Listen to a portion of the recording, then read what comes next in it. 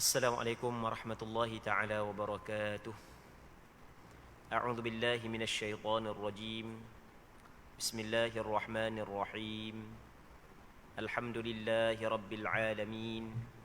Wassalatu wassalamu ala asyrafil anbiya'i wal mursalin wa ala alihi wa sahbihi ajma'in. Allahumma rabbi shrah li sadri اللهم رب اشرح لي صدري ويسر لي أمري واحلل عقدة من لساني يفقه قولي ولا حول ولا قوة إلا بالله العلي العظيم.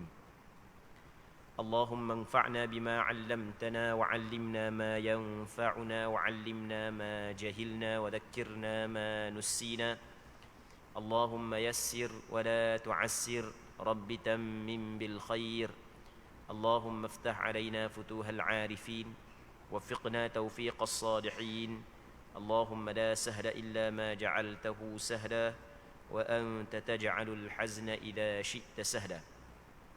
InsyaAllah kita sambung semula pengajian kitab Bulughul Maram yang dikarang oleh Al-Imam Al-Hafidh Ibnu Hajar Al-Asqalani yang membincangkan tentang hadis-hadis yang berkait dengan hukum hakam rahimahullahu subhanahu wa ta'ala wa nafa'ana Allahu bi'ulumihi fid darain amin.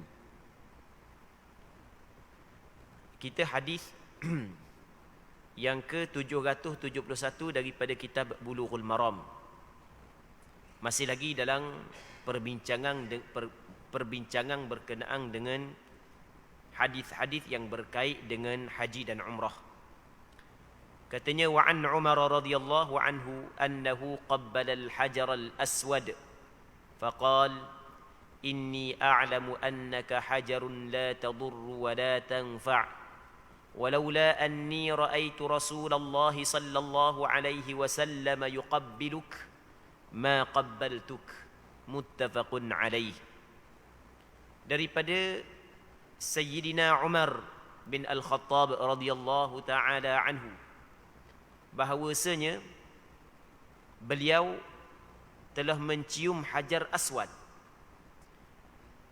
dan beliau mengatakan, sesungguhnya aku mengetahui bahawa kamu adalah batu, tidak dapat menimpakan bahaya dan tidak pula boleh mendatangkan manfaat.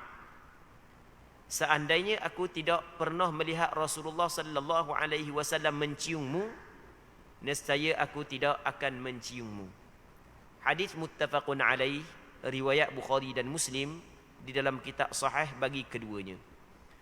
Muslimin muslimat yang dirahmati oleh Allah Subhanahu wa taala. Dalam hadis ni Imam Ibn Hajar Al-Asqalani menyebut suatu hadis yang diriwayat daripada Sayyidina Umar bin Al-Khattab, yang mana pernah Sayyidina Umar bin Al-Khattab mencium Hajar Aswad. Lepas daripada dicium, dia kabur lagu mana? Sayyidina Umar kata, aku tahu bahawa mu adalah hanya batu yang tidak dapat memberi manfaat dan tidak dapat memberi mudarat. Ini adalah akidah yang setiap di kalangan orang Islam mesti kena berpegang dengan akidah ini. Tidak ada yang dapat memberi mudarat dan manfaat, pada hakikatnya adalah Allah Subhanahu wa taala. Adapun daripada sudut asbab adiyah, sebab-sebab yang beradat, tak ada masalah lah kita nisbahkan kepada perkara-perkara tertentu. Oh, bahayanya COVID sebagai contoh, okey, itu nisbah kepada sebab adiyah. Tapi pada hakikatnya tidak ada yang dapat memberi manfaat dan memberi mudarat melainkan Allah Subhanahu wa taala. Itu adalah pegangan yang diwajibkan setiap orang beriman kena berpegang dengan pegangan ini. Jadi Sayyidina Umar ketika dia cium Hajar Aswad, dia kata, aku tahu mu adalah batu. Dan kita cerita dah bagaimanakah asal Hajar Aswad pada minggu lepas. Kita sebut beberapa hadis yang berkait dengan Hajar Aswad.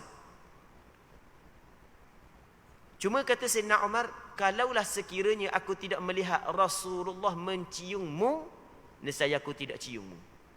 Jadi kenapa kau Sayyidina Umar mencium Hajar Aswad? Kerana ia dicium oleh Rasulullah.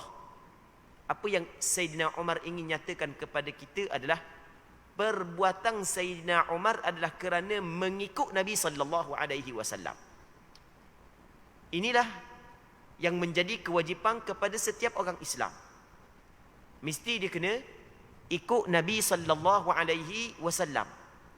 Ketika kita mengucap dua kalimah syahadah, asyhadu an la ilaha illallah wa anna Muhammadar Rasulullah, aku bersaksi, aku meyakini, aku berlafaz dengan lidah, aku mengaku dengan mulut dan aku meyakini dengan hati tidak ada Tuhan yang disembah dengan sebenar-benarnya melainkan Allah, dan aku bersaksi, aku meyakini bahawa Nabi Muhammad itu adalah utusan Allah.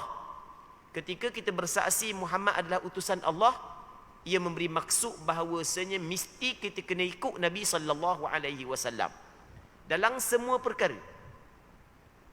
Muslimin muslimat yang dirahmati oleh Allah Subhanahu wa taala. Sayyidina Umar dia cium Hajar Aswad kerana melihat Rasulullah sallallahu alaihi wasallam cium.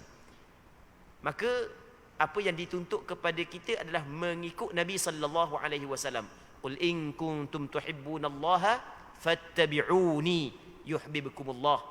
Andai kata mu kasih kepada Allah, mu kena ittiba' aku, kata Rasul. Mu kena ikut aku, barulah Allah Subhanahu wa taala kasih kepadamu.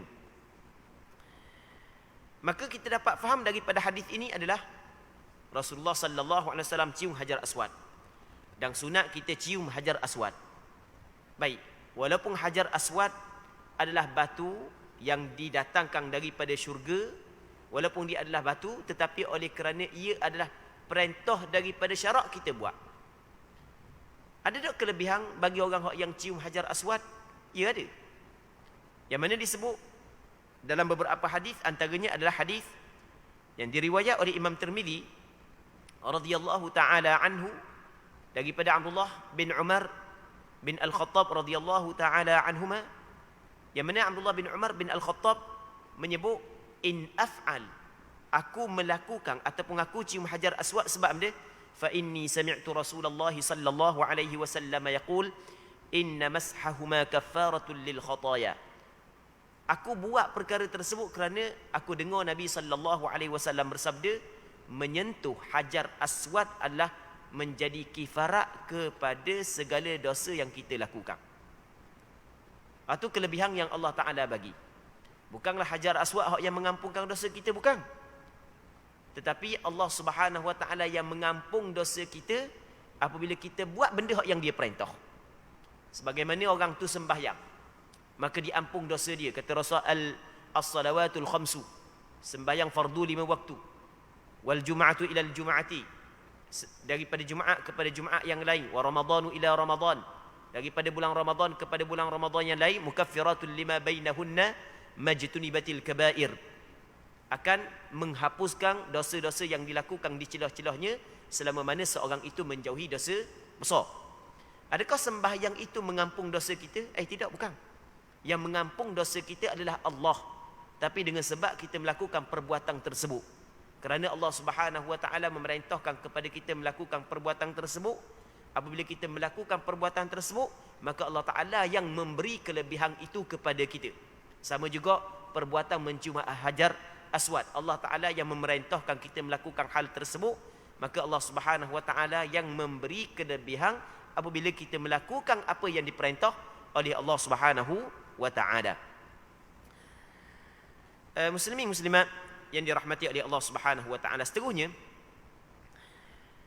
kata dia lagi وعن أبي الطفيل رضي الله عنه قال رأيت رسول الله صلى الله عليه وسلم يطوف بالبيت ويستلم الركن بمحجن معه ويقبل المحجن. Daripada Abi At-Tufail. Abu Tufail adalah seorang sahabat Rasulullah sallallahu alaihi wasallam. Nama dia adalah Amir bin Wathilah Al-Kinani. Dia dilahirkan pada tahun yang ketiga hijrah Nabi sallallahu alaihi wasallam. Jadi disempat ketika Rasulullah sallallahu alaihi wasallam hidup, Lebih kurang dalam 8 tahun. Sebab Rasulullah wafat pada tahun yang ke-11, awal tahun yang ke-11 daripada hijrah. Jadi dia dilahirkan pada tahun yang ke-3 hijrah. Jadi dia sempat ketika Rasul hidup 8 tahun. Start daripada dilahirkan lah. Dan dia adalah sahabat Rasulullah sallallahu alaihi wasallam yang last sekali meninggal dunia. Dia wafat pada tahun 102 hijrah. Sahabat Rasulullah yang last sekali wafat adalah Abu Tufail Amir bin Wathilah Al-Kinani. Secara itlaq, tidak ada dah sahabat Rasulullah sallallahu alaihi wasallam yang last sekali wafat melainkan dia. Dia yang sahabat last sekali. Jadi kalau orang tanya, siapakah sahabat Rasulullah yang last sekali wafat? Jawapan dia adalah, nama dia Abu Tufail Amir bin Wathilah Al-Kinani. Muslimin muslimat yang dirahmati oleh Allah Subhanahu wa taala. Dalam hadis yang disebut oleh Imam Tirmizi di dalam kitab Syama'il dia, yang mana hadis ini diriwayat daripada Abi Tufail. Kata Abu Tufail, ra'aitu Rasulullah sallallahu alaihi wasallam wa ma 'alal ardi rajulun ra'ahu ghairi. Aku melihat Rasulullah, dia melihat Rasulullah, dan tidak ada lagi di atas bumi pada hari ini orang yang berbaki, yang melihat Rasulullah. Maksudnya dia lah sekali. Tak ada dah orang lain yang jumpa dengan Rasul melainkan dia seorang. Muslimin muslimat yang dirahmati oleh Allah Subhanahu wa taala. Yang mana Abu Tufail menceritakan kepada kita bahawasanya dia pernah melihat Nabi sallallahu alaihi wasallam tawaf di Baitullah dan menyentuh Hajar Aswad dengan tongkatnya, lalu mencium tongkatnya. Jadi Abu Tufail dia tengok ketika Rasulullah sallallahu alaihi wasallam pada tahun Hajjatul Wada' Rasulullah tawaf. Rasulullah sallallahu alaihi wasallam tawaf di atas unta Rasulullah sallallahu alaihi wasallam. Sampai masa Rasul istilam, Rasul hanya istilam dengan tungkak dia. Dia mihjan ni adalah tungkak yang tak panjang mana. Jadi kalau orang duduk atas kenderaan ataupun atas binatang, kalau barang dia jatuh, dia boleh kait dengan yang bekok dia. Mihjan ni adalah tungkak yang bekok hujung dia. Jadi kalau misalnya ada barang jatuh, kita boleh kait dengan tungkak tersebut. Dia bekok se, hak tak bekok se kan. Dia seterik bekok gitu, lepas tu hak yang bekok se. Dia macam lebih kurang rotang gitulah. Lebih kurang rotang kasar sikit. Tapi hujung dia bekok. Jadi kalau ada barang jatuh, kita kait dengan hak yang bekok tu. Kalau nak suruh unta gerak, kita godang hak yang sebelah lagi. Kita godang atas punggung dia dengan hak yang sebelah lagi. Itu asal makna mihjan. Hak sebelum daripada ni kita sebut bahawasanya antara sunat yang disunatkan bagi orang yang tawaf melakukannya adalah istilam. Istilam adalah menyentuh dengan tangan. Dan tempat yang sunat kita sentuh dengan tangan hanya 2 rukun sahaja. Yang pertamanya adalah rukun Hajar Aswad, yang keduanya rukun Yamani. Rukun Yamani adalah rukun yang sebelum daripada Hajar Aswad. Kita Kaabah dia ada 4 penjuru.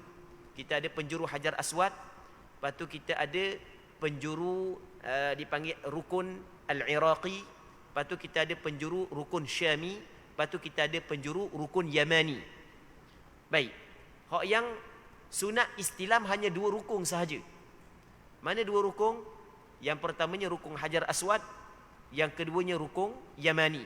Sebagaimana hadis yang diriwayat oleh Imam Muslim dalam kitab sahihnya daripada Sayyidina Abdullah bin Umar yang menyebut bahawasanya dia tidak pernah melihat Rasulullah istilam daripada Baitullah selain daripada 2 rukun, iaitu rukun Hajar Aswad dan rukun Yamani. Jadi ketika Rasulullah sallallahu alaihi wasallam istilam rukun, yang dimaksud dengan rukun di sini adalah rukun Hajar Aswad.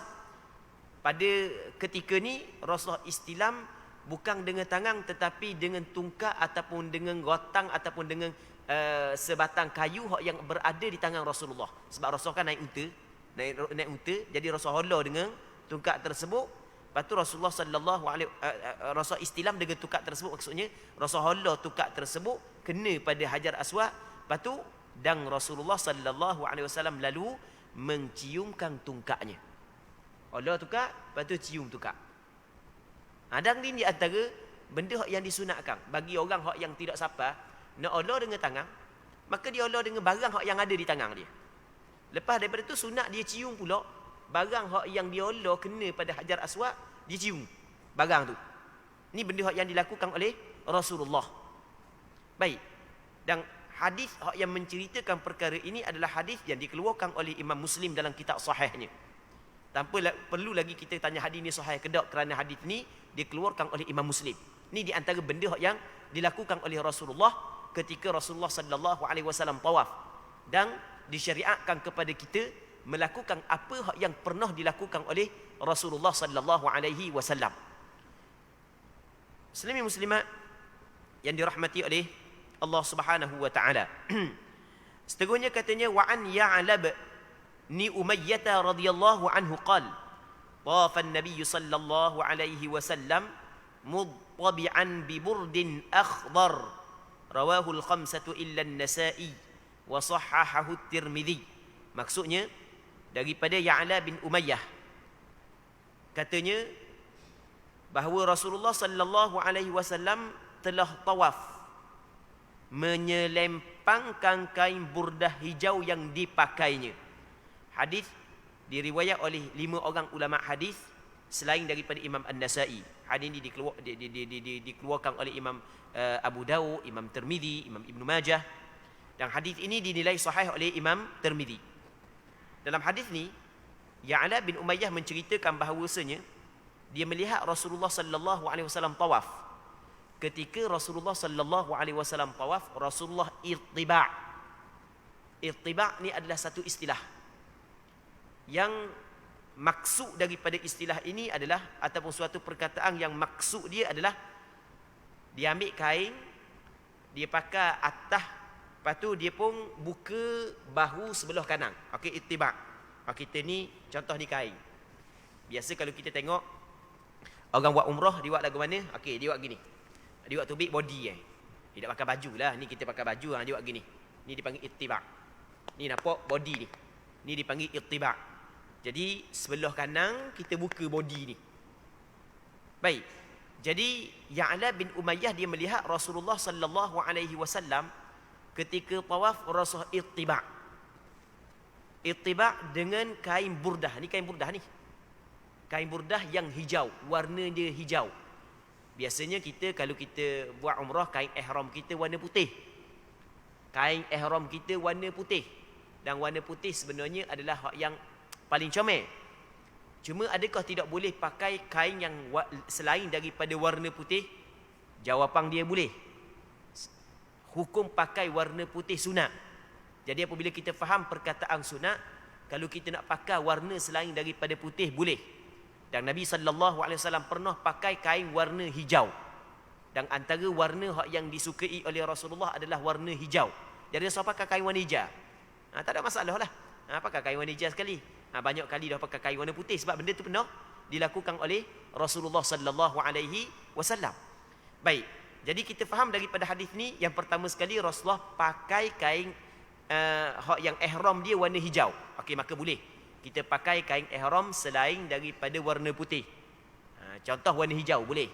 Dan warna hijau memang warna yang pernah dipakai oleh Nabi sallallahu alaihi wasallam ketika Rasul sedang berihram. Okey, itu yang pertama. Yang keduanya, Rasulullah berittiba'. Maka kata ulama, sunat kita ittiba' ketika kita tawaf. Tapi tawaf yang sunat kita ittiba' 2 sahaja. Yang pertamanya tawaf umrah, yang keduanya adalah tawaf qudum. Bagi orang yang mengerjakan haji, tawaf yang mula-mula sekali di safar tu dipanggil tawaf qudum, sunat dia ittiba'. Bukan setiap tawaf. Tawaf sunat tidak sunat. Dia ittiba'. Maksudnya ittiba' dia sama dengan ramal. Dia bukan dia sama dengan ramal, berlari anak saat itu. Dia bukanlah disunatkan untuk setiap tawaf. Bukan hak yang disunatkan hanyalah tawaf, 2 tawaf sahaja. Yang pertamanya adalah tawaf umrah, yang keduanya adalah tawaf qudum. Baik. Itu kita kena faham, muslimin muslimat yang dirahmati oleh Allah Subhanahu wa taala. Tapi ittiba' ni sunat kepada lelaki, tidak kepada perempuan. Hukum perempuan melakukan perkara ini adalah haram, kerana bahu perempuan adalah aurat yang wajib dia kena tutup. Dia lain tu. Buat orang puang ittiba' juga, jeng kering habis. Baik. Seterusnya kata dia, wa an Anas radhiyallahu anhu qala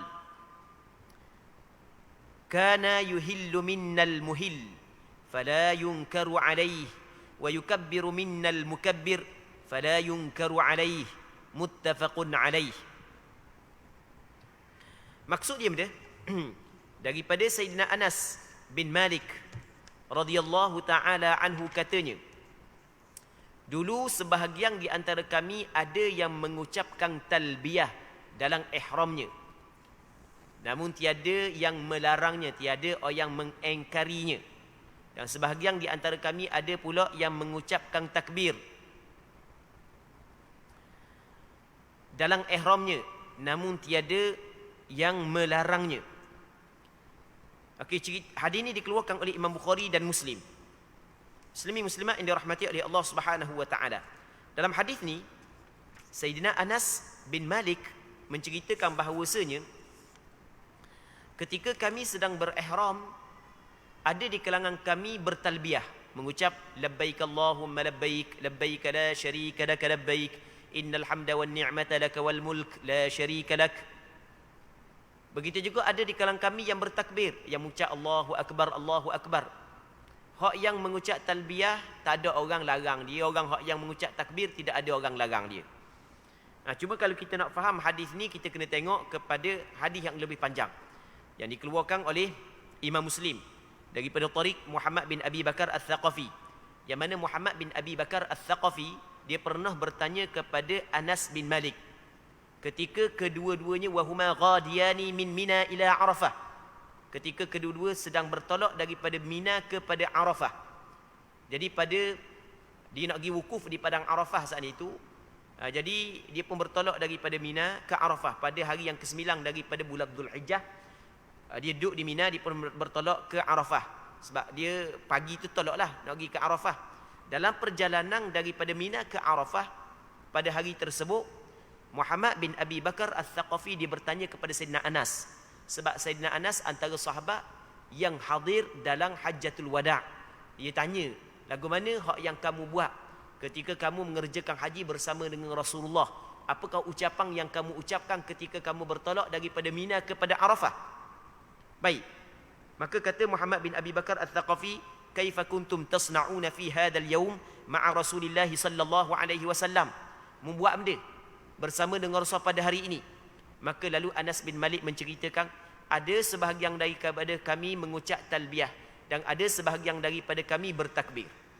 Maka berpandukan kepada hadis ini, kata ulama, bagi orang yang ingin bertakbir ketika perjalanan dia daripada Mina kepada Arafah, tidak menjadi masalah, hukum dia adalah dibolehkan, walaupun pada asalnya dituntut kepada dia mengucap talbiyah. Kerana ketika mana asal pengucapan talbiyah hak yang dituntut kepada orang yang melakukan ibadat haji tersebut, tetapi ada sebahagian daripada sahabat Rasulullah bertakbir, tak ada orang larang, maka bermakna benda tu boleh dilakukan. Jadi hak yang sebaiknya perbanyakkan talbiyah, tapi bagi orang hak yang nak bertakbir juga tidak menjadi masalah. Muslimin muslimat yang dirahmati oleh Allah Subhanahu wa taala. Hadis ini dikeluarkan oleh Imam Bukhari dan Muslim di dalam kitab sahih bagi keduanya. Seterusnya katanya, wa Ali bin Abbas radhiyallahu anhuma qala ba'athani Rasulullah sallallahu alaihi wasallam fi ath-thaqali aw qala fi ad-dha'afah min jam'in bilailin.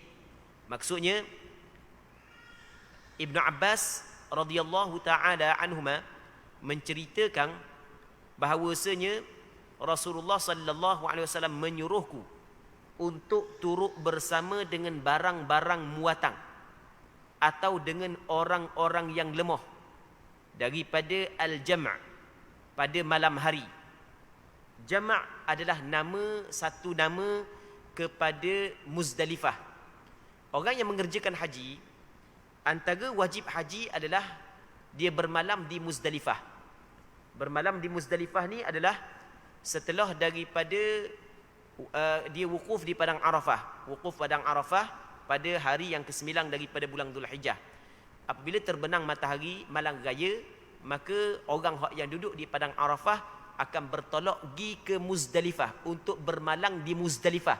Kerana bermalang di Muzdalifah salah satu daripada wajib haji. Mesti orang tu kena buat. Kalau tak buat berdosa. Kalau tak buat kena bayar dam. Baik. Jadi antara nama Muzdalifah adalah Jam'un.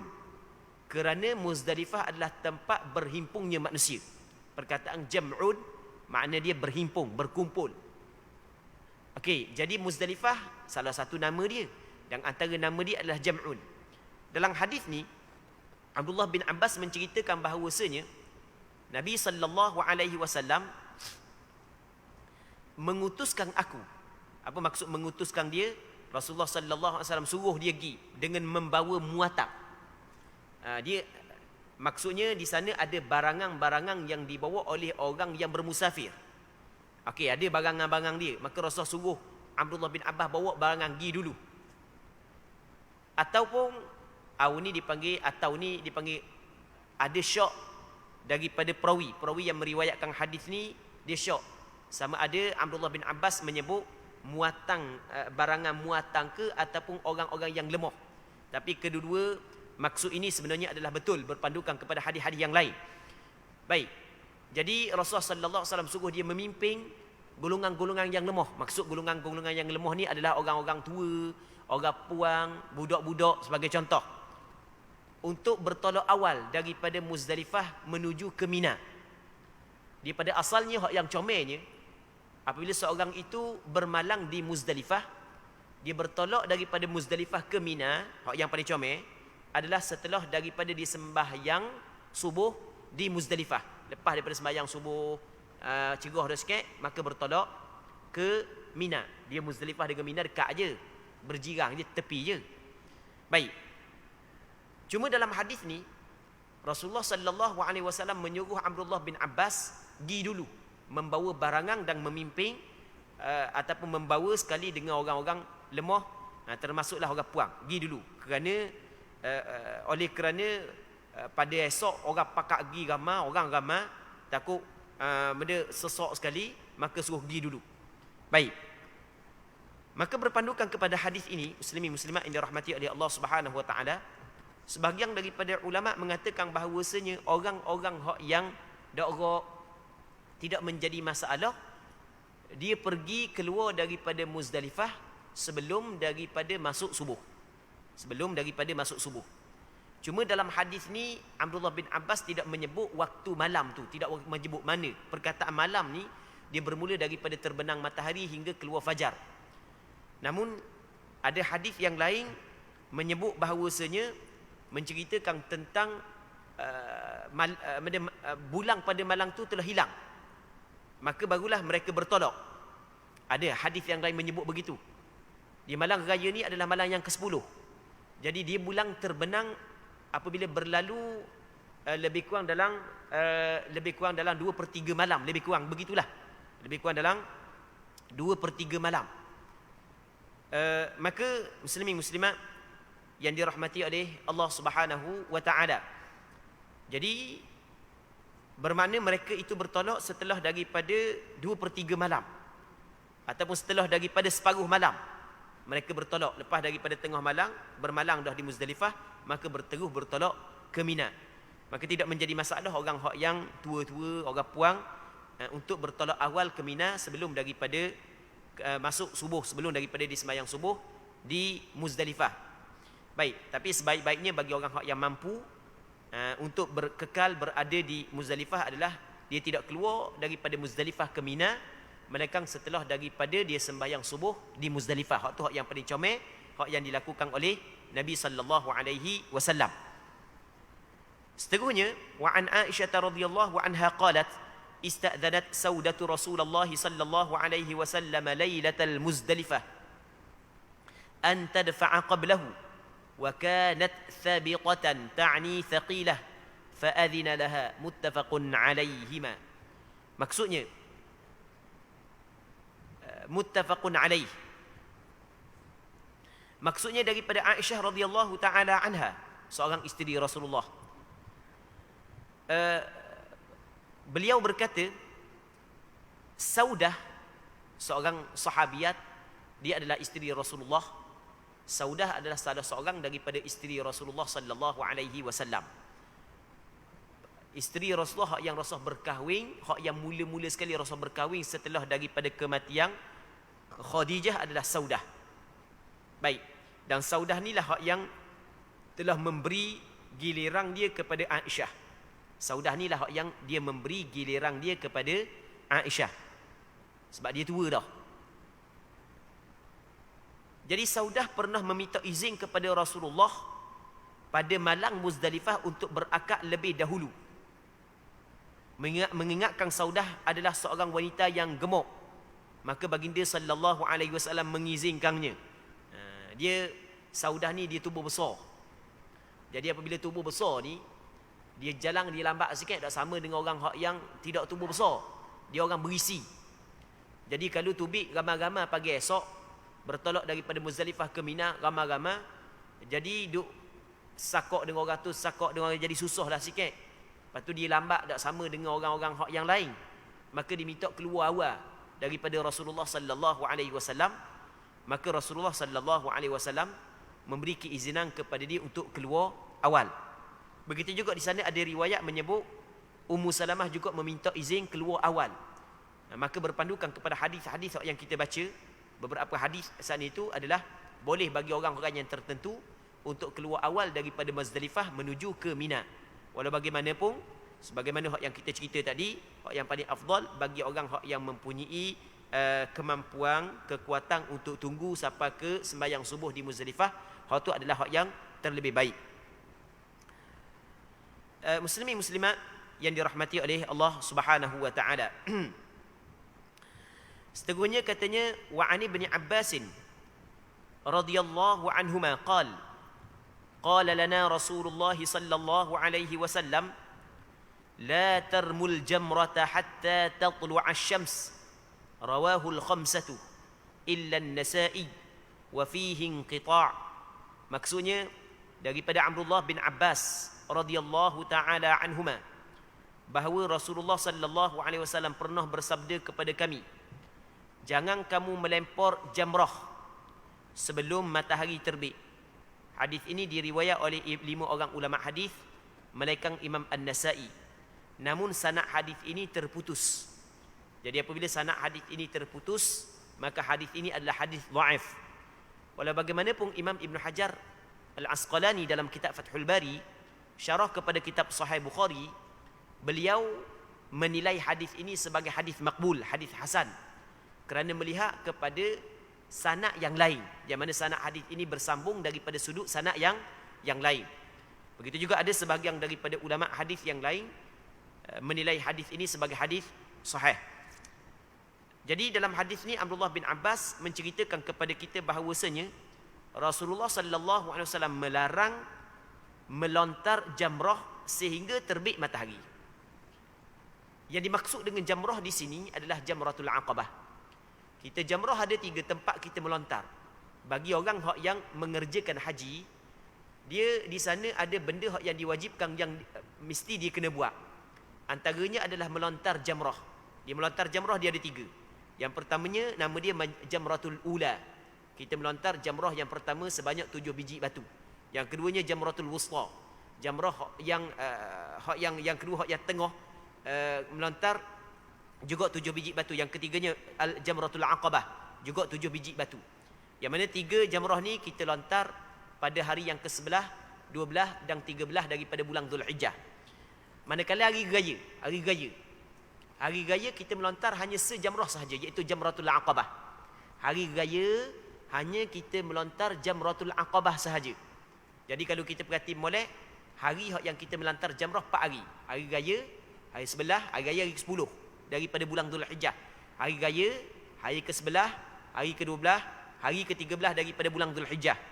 Hari ke-10, hari raya tu hanya 1 jamrah je kita melontar, iaitu Jamratul Aqabah. Manakala hari yang ke-11, 12, 13 barulah 3 jamrah yang kita lontar. Maka masa hari raya yang kita nak melontar Jamratul Aqabah saat ni tu, bilakah waktu masuk dia?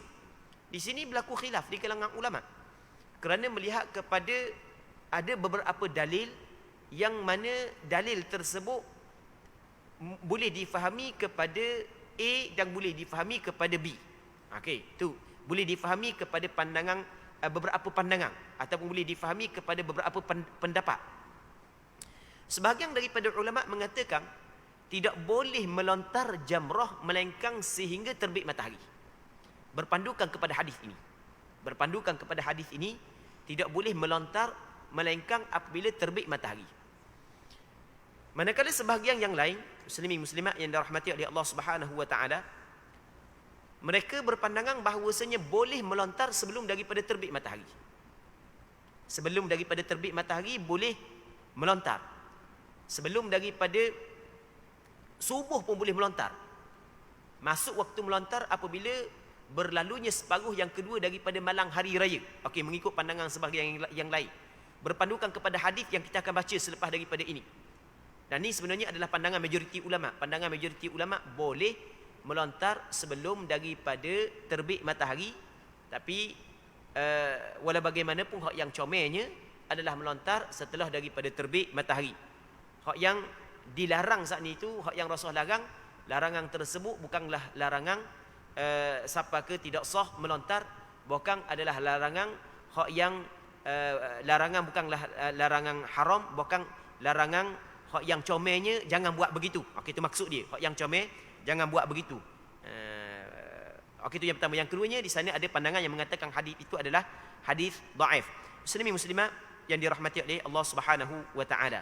Jadi berkenaan dengan melontar jamrah, kita tidak sempat untuk bincang pada malam ni. InsyaAllah kita akan bincang balik pada minggu akan datang kalau sekiranya dipanjangkan umur. Jadi pada malam ni kita berhenti sini dulu, dan kita mengharapkan ada manfaatnya daripada perbincangan kita pada malam yang mulia ini, dan semoga Allah Subhanahu wa taala memberkati majlis ilmu yang kita adakan pada malam yang mulia ini. Wallahu Subhanahu wa taala a'la wa a'lam. Allahumma haqqiqna bittiba'i nabiyyika Muhammadin sallallahu alaihi wasallam zahiran wa batina. Allahumma inna nas'aluka al-ikhlasa fil qawli wal 'amal. Allahumma anfa'na bima 'allamtana wa 'allimna ma yanfa'una wa 'allimna ma jahilna wa dhakkirna ma nussina. اللهم أعط كل واحد منا سؤله على النحو الذي يرضيك عنا. أعط كل واحد منا سؤله على النحو الذي يرضيك عنا. أعط كل واحد منا سؤله على النحو الذي يرضيك عنا. وصلى الله على سيدنا محمد وعلى آله وصحبه أجمعين والحمد لله رب العالمين.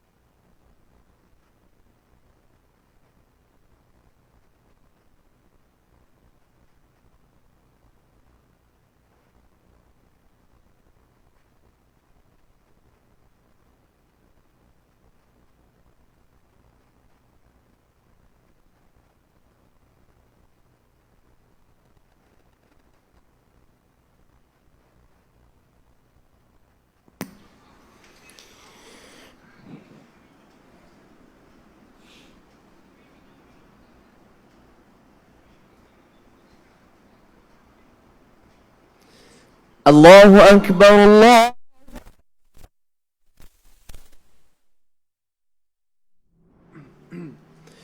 الله